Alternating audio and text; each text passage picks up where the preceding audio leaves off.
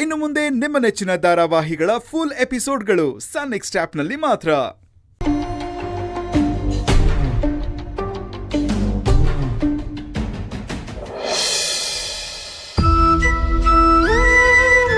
ಲಲಿತಾ, ನಮ್ ಪದ್ಮಿನಿ ಬಗ್ಗೆ ಯೋಚನೆ ಮಾಡ್ತಿದ್ರೇನೆ ನನಗೆ ಭಯ ಆಗತ್ತೆ ಕಣೆ.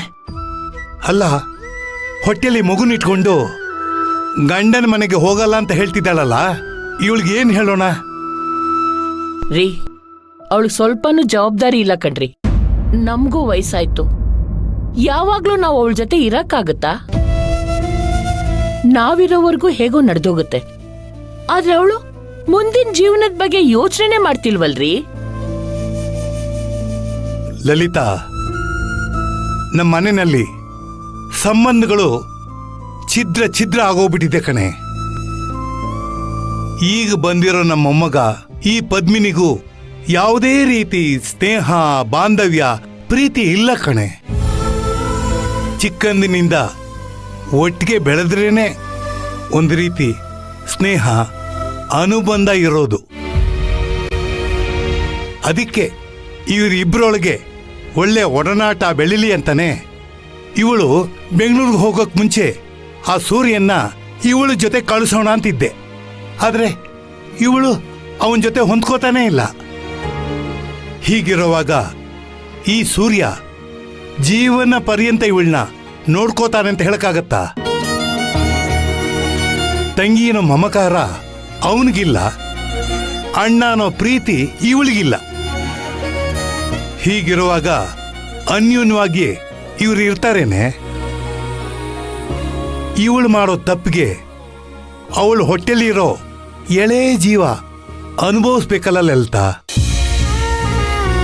ಇದನ್ನೆಲ್ಲ ನೆನೆಸ್ಕೊಂಡ್ರೆ ನನ್ನ ಜೀವ ಹಿಂಡಿದಂಗಾಗತ್ತೆ.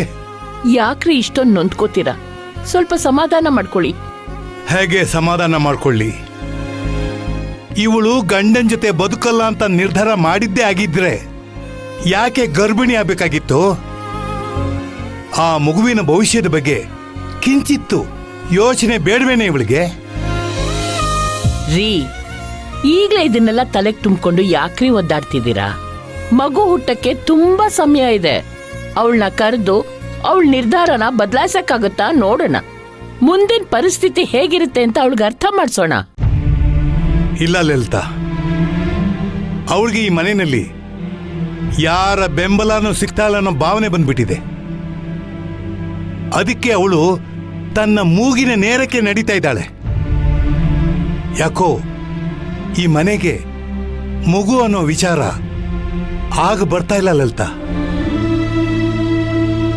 ಅವಳು ಮೊದಲನೇ ಸಲ ಗರ್ಭಿಣಿಯಾಗಿದ್ದಾಗ ಮನೆ ಬಾಗ್ಲಲ್ಲೇ ಗರ್ಭಪಾತ ಆಗೋಯ್ತು. ಇನ್ನು ಹುಟ್ಟೋ ಮಗುಗೆ ತಂದೆ ಭಾಗ್ಯ ಇದೆಯೋ ಇಲ್ವೋ ಅನ್ನೋದೇ ನನಗೆ ಅನುಮಾನ ಆಗ್ಬಿಟ್ಟಿದೆ.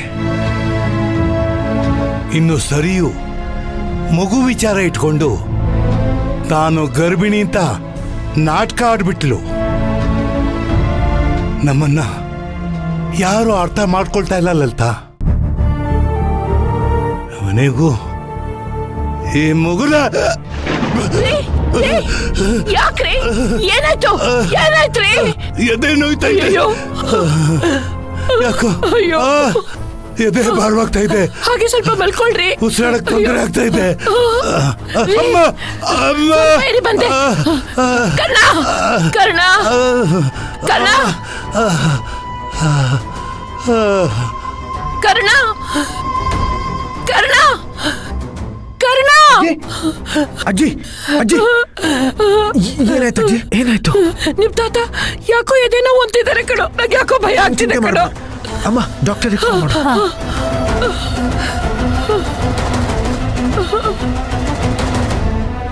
ಹಲೋ ಡಾಕ್ಟರ್, ನಾನು ಭಾಗ್ಯ ಮಾತಾಡ್ತಾ ಇರೋದು. ಸತ್ಯಮೂರ್ತಿ ಅವ್ರಿಗೆ ಎದೇನೋ ಕಾಣಿಸ್ಕೊಂಡಿದೆ. ತುಂಬಾ ಸುಸ್ತಾಗಿದ್ದಾರೆ ಡಾಕ್ಟರ್. ತಾತ, ತಾತ, ತಾತ, ತಾತ, ತಾತ, ತಾತ, ತಾತ, ನಿನಗೇನು ಆಗಲ್ಲ. ನೀನ್ ಭಯ ಪಡಬೇಡ. ಪದ್ಮಿನಿ ವಿಚಾರನ ಅವ್ರು ತುಂಬಾ ಮನ್ಸಿಗೆ ಹಚ್ಕೊಂಡ್ಬಿಟ್ಟಿದ್ದಾರೆ. ಎದೆ ನೋವು, ಕೈ ನೋವು ಅಂತ ಹೇಳ್ತಾ ಇದ್ದಾರೆ. ತಾತ, ನೀನ್ ಯಾಕಪ್ಪ ಇಲ್ಲಿಗೆ ಬರಕ್ ಹೋದೆ? ನೀನಿಲ್ಲಿ ಬಂದ್ರೆ ಸಮಸ್ಯೆ ಆಗುತ್ತೆ. ಮೊದಲು ನೀನಿಲ್ಲಿಂದ ಹೋಗು. ಸುಮ್ಮನೆ ಇರು ತಾತ. ನಿನ್ನ ಪ್ರಾಣಕ್ಕಿಂತ ಯಾವುದು ದೊಡ್ಡದಲ್ಲ ನನಗೆ. ಯಾರೇನ್ ಮಾಡ್ತಾರೋ ನಾನು ನೋಡ್ತೀನಿ. ನೀನು ಪದ್ಮಿನಿ ವಿಷಯನ ತುಂಬಾ ತಲೆಗೆ ಹಚ್ಕೊಂಡಿದ್ಯಾ. ನೀನೇನು ಯೋಚನೆ ಮಾಡಬೇಡ ತಾತ. ಅವಳ ಸಮಸ್ಯೆ ಏನೇ ಇದ್ರೂ ನಾನು ಬಗ್ಗೆ ಹರಿಸ್ತೀನಿ.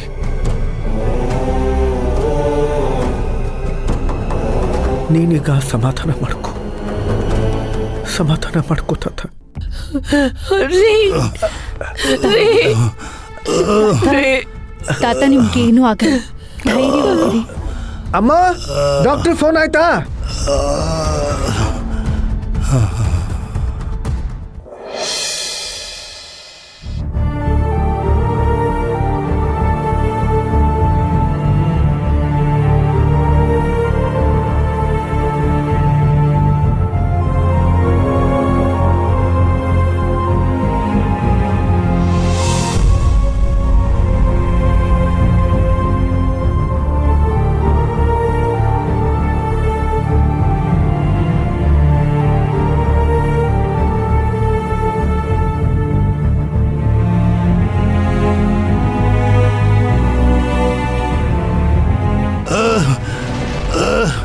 ಯಾಕೆ ಡಾಕ್ಟ್ರೆ ಏದೇನು ಇಷ್ಟೊಂದು ಭಾರವಾಗಿ ಓದ್ತಾ ಇದ್ದೀರಾ?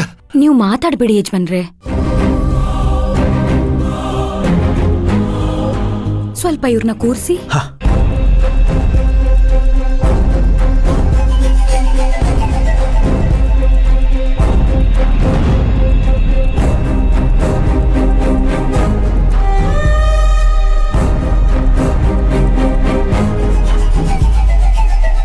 ನೀವು ಇದನ್ನ ನುಂಗ್ಬೇಡಿ, ನಾಲ್ಗೆ ಕೆಳಗೆ ಹಾಗೆ ಇಟ್ಕೊಳ್ಳಿ.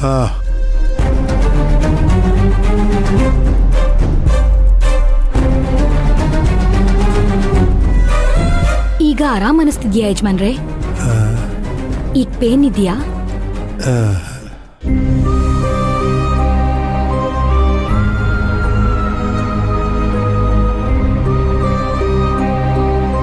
ಈ ವಯಸ್ಸಿನಲ್ಲಿ ನೀವು ಹೆಚ್ಚಿಗೆ ಯೋಚನೆ ಮಾಡಬಾರ್ದು ಯಜಮಾನ್ರೆ.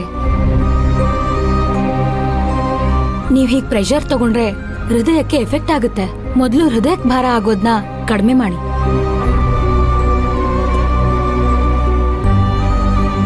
ಸಣ್ಣದಾಗಿ ಎದೆ ಹಿಡ್ಕೊಂಡಿದೆ ಅಷ್ಟೇ. ಹೀಗೆ ಯೋಚನೆ ಮಾಡ್ತಾ ಇದ್ರೆ ಹಾರ್ಟ್ ಅಟ್ಯಾಕ್ ಆಗೋ ಚಾನ್ಸಸ್ ಇದೆ ಯಜಮಾನ್ರೆ.